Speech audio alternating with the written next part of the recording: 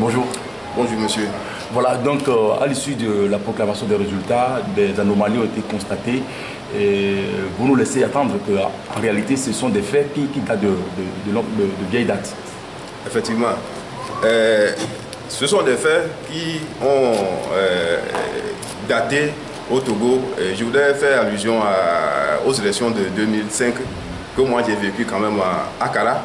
Je voudrais être quand même un peu plus précis. Dans un bureau de vote dont j'ai ignoré le numéro, mais c'est un bureau de vote quand même qui était sur le campus de Kara, là où j'avais vécu un fait qui m'avait mis vraiment dans une situation tellement bizarre, parce que si au moins les Togolais se comportaient de cette manière, ce n'est pas du tout normal. Je crois que c'est les gens qui ne... Il y a certaines personnes qui ne veulent pas du tout le développement de ce pays. Parce que à partir du moment où vous vous êtes habillé, on dit qu'on veut un représentant de l'opposition et que vous êtes habillé en opposition, vous n'êtes pas partisan de l'opposition, vous êtes placé à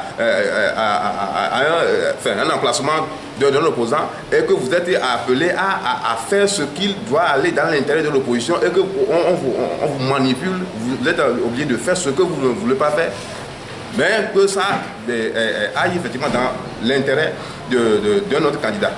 Par exemple, dans ce bureau de vote, à la fin des dépouillements, on avait constaté qu'on a interverti la place des résultats. C'est-à-dire que ce que IFCAA, on a changé ça, on a donné ça à RPT, ce que RPTA, on a ramené ça à IFC, et c'est de cette manière qu'on a interverti les choses. Et ça s'est passé effectivement dans ce bureau de vote, et que les gens m'en ont témoigné. Maintenant, en dehors de ça, si nous revenons sur ce qui s'est passé quand même aujourd'hui pour les élections actuelles, je suis en train de vivre un fait qui me met également mal à l'aise, c'est que dans Haro, j'ai constaté que après les résultats qui ont été envoyés aux cellules de Haro, selon les bureaux de vote, j'ai constaté qu'il y a trop d'anomalies. Il y a beaucoup de choses qui ne respectent pas les normes. C'est-à-dire que quand vous faites la sommation des bulletins nuls et puis des voix qui sont reparties entre les candidats, que des fois ça dépasse largement le nombre de votants sur la liste. Des fois ça n'atteint même pas à certains lieux où on a peut-être à certains candidats du plan, par exemple dans le bureau de vote de EPP Havouko. Là où il y a 89 voix, on a ajouté d'emblée 10 et qu'on a changé ça à 99. Au moment, le résultat qui devait être, le nombre de votants qui devait être à 196 passé, qui devait être normalement à 206 est revenu à 196. Cela veut dire qu'on a ajouté 10 là-bas et qu'on n'a pas pris soin de manipuler le nombre de votants. Automatiquement, il y a une différence là-bas. Au même moment, vous pouvez rencontrer les erreurs là un peu partout. Et si je prends encore par hasard le bureau de vote de Église Assemblée de Dieu, ça doit être Pédomé. Ça doit être Pédomé. Là où, logiquement, je crois que UNI devait avoir 52 voix et ANC également 52, logiquement. Je trouve qu'on a d'emblée augmenté UNI à 151, c'est pratiquement à 100, bien qu'à 99 qu'on a ajouté.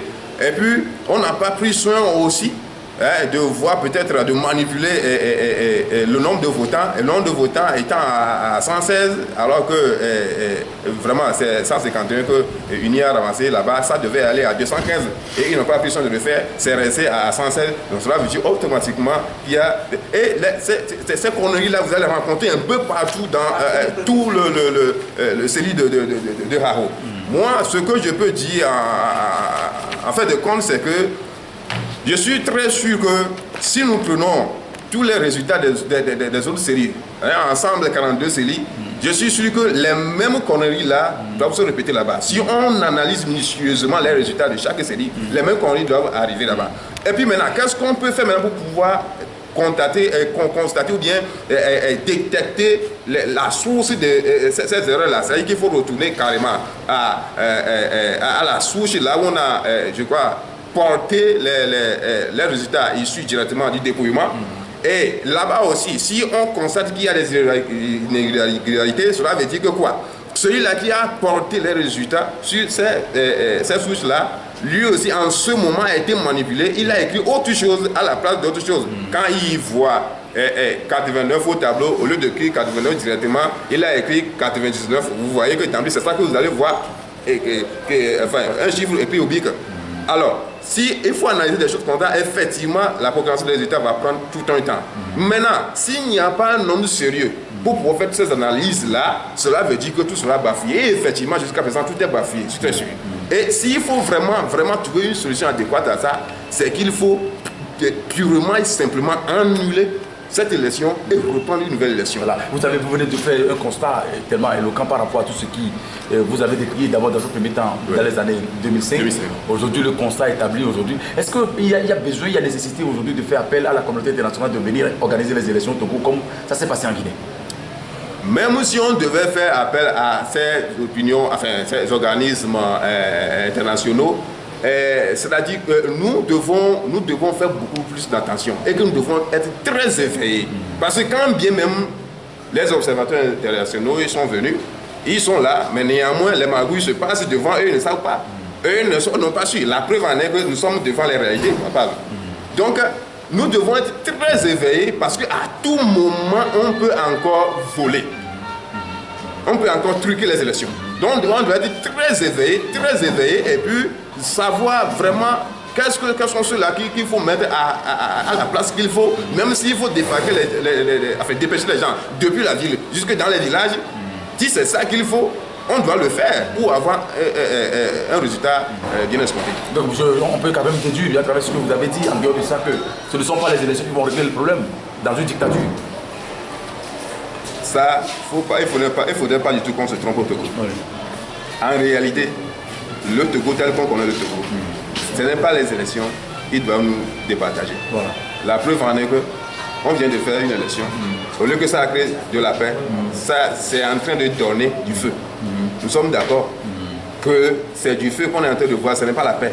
Nous disons chacun dit qu'il veut la paix, mais il veut la paix, mais en fin de compte, ce qu'on a fait comme élection là, c'est du feu. Oui. Peut-être si vous avez un dernier mot, peut-être à l'endroit de ceux qui nous écoutent, de ceux qui nous suivent, qu'est-ce que vous avez à dire? C'est d'écouter leur cœur. Et tout ce que moi je dis, c'est que je sais que Dieu est là, il est en train de combattre pour nous. Tout compte fait, tout le monde pensait que cette élection devait nous donner quelque chose de crédible.